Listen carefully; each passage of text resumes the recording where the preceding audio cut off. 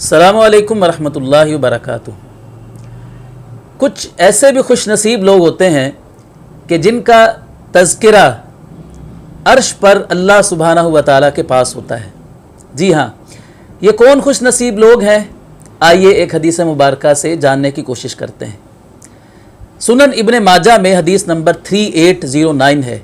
अल्लाह के रसूल सल्लल्लाहु अलैहि वसल्लम ने फरमाया कि इन्ना मिम्मा तज़कुरूना मिन ज़िक्रिल्लाहि अत-तस्बीहा वत-तहलीला वत-तहमीदा,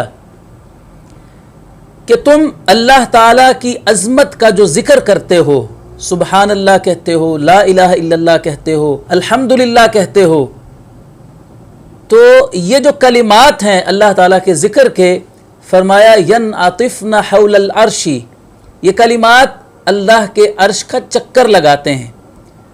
लहुन नदवियुन कदवियिन नहली, जब ये अल्लाह के अर्श के गिर्द तवाफ़ कर रहे होते हैं ये कलिमात, तो इनकी बिनबिनाहट होती है, ऐसी बिनबिनाहट जैसे शहद की मक्खियों की बिनबिनाहट होती है। तुज़क्किरु बिसाहिबिहा, ये कलिमात उस शख्स का ज़िक्र अल्लाह ताला के दरबार में करते हैं जो शख्स इन अल्फाज के साथ अल्लाह ताला का ज़िक्र कर रहा होता है।